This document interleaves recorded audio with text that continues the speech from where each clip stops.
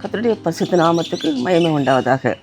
இன்று கிருபையின் வார்த்தைக்கு தியானமாக நீதிமொழிகள் 4:7.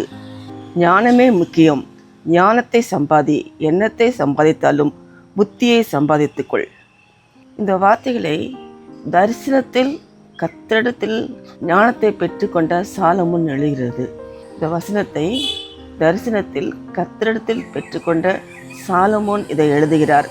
ஞானம் ஒரு மனிதனுக்கு முக்கியமானது, ஒரு வாழ்க்கைக்கு முக்கியமானது ஞானம். நாம் செய்யும் வேலையிலே, நம்முடைய தொழிலிலே, நம்முடைய குடும்பத்தை நடத்துவதிலே, பிள்ளைகளை நடத்துவதிலே ஞானம் முக்கியம். விசேஷமாக பள்ளியில் படிக்கிற பிள்ளைகளுக்கும் வாலிப பிள்ளைகளுக்கும் இந்த ஞானம் தேவை. ஞானம் இல்லாமல் பிள்ளைகள் எதிலையாவது மாட்டிக்கொண்டு சிக்கிவிடுகிறார்கள், உயிரையே மாய்த்துக் கொள்கிறார்கள். ஆகவே படிக்கிற பிள்ளைகளுக்கும் வாலிப பிள்ளைகளுக்கும் விசேஷமாக ஞானம் தேவைப்படுகிறது.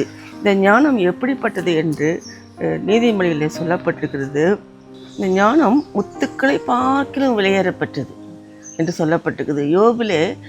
யோபு சொல்கிறார், அந்த ஞானத்துக்கு ஈடாக தங்கத்தை கொடுக்கவும் அது கிரயமாக வெள்ளியின் இருக்கவும் கூடாது.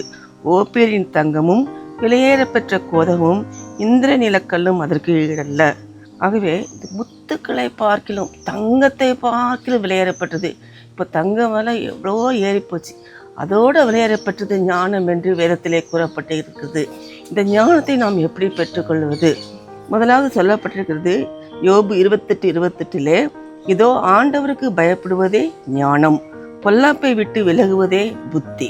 இப்போ கர்த்தருக்கு பயந்து பொல்லாப்பை விட்டு விலகுவது ஞானம் என்று சொல்லப்பட்டிருக்கிறது. கர்த்தருக்கு பயந்து நடக்க வேண்டும். நாம் இஷ்டம் போல நம் வாழ்க்கையை நடத்தக்கூடாது. தேவனை அறிந்தவர்கள் கூட ஆலயத்துக்கு ஒழுங்காக செல்லாமல், வேதத்தை வாசிக்காமல், ஜெபிக்காமல், கர்த்தருக்கு பயப்படுற பயம் இல்லை. ஆகவே அவருடைய வாழ்க்கையிலே ஆசீர்வாதத்தை இழந்து போகிறார்கள். கர்த்தருக்கு பயந்து அவர்கள் வழிகளில் நடக்கும் போது நமக்கு ஞானம் உண்டாகிறது. அது நிமித்தம் நாம் நீதிமானாக்கப்படுகிறோம். நீதிமானுக்குரிய ஆசீர்வாதங்கள் எல்லாம் நமக்கு வந்து சேர்கிறது. கர்த்தருக்கு பயப்படுவது ஞானம். இரண்டாவது, கர்த்தருடைய கற்பனைகளை கைக்கொள்வதன் மூலம் ஞானம். சங்கீதம் 119:98 சொல்கிறது, நீர் உம்முடைய கற்பனைகளை கொண்டு என்னை என் சத்துருக்களிலும் அதிக ஞானமுள்ளவன் ஆக்குகிறீர். அவைகள் என்றைக்கும் என்னோட இருக்கிறது. இந்த வேதத்தை வாசித்து அந்த வேதத்தில் கூறப்பட்டுள்ள கற்பனைகள், கட்டளைகள், அவருடைய வார்த்தைகள் எல்லாம் தியானிக்கும் போது அது ஞானத்தை கொடுக்கிறது. மற்றவர்கள் நாம் பேசும்போது கூட இந்த வசனத்தை கொண்டு பேசுவதற்கு கர்த்தர் நமக்கு ஞானத்தை கொடுக்கிறார். ஆக இந்த ஞானம் நமக்கு விலையேறப்பெற்றது. வேதத்திலே ஒவ்வொரு பெண்கள் எப்படி வாழ வேண்டும், மாலை பிள்ளைகள் எப்படி வாழ வேண்டும் என்று வேதத்திலே நீதிமொழிகள், சங்கீதம், இன்னும் மற்ற எல்லா ஆகமங்களிலும் பார்க்கும்போது கூறப்பட்டுள்ளது. இதை வாசிக்கும் போது நமக்கும் ஒரு ஞானத்தை கர்த்தர் தருகிறார். மூன்றாவதாக, தேவனிடத்தில் கேட்டு பெற்றுக்கொள்வதன் மூலம் ஞானம். உங்களில் ஒருவன் ஞானத்தில் குறைவுள்ளவனாயிருந்தால் யாவருக்கும் சம்பூரணமாய் கொடுக்கிறவருமாகிய தேவனிடத்தில் கேட்கிறவன், அப்பொழுது அவனுக்கு கொடுக்கப்படும். யாக்கோபு 1:5.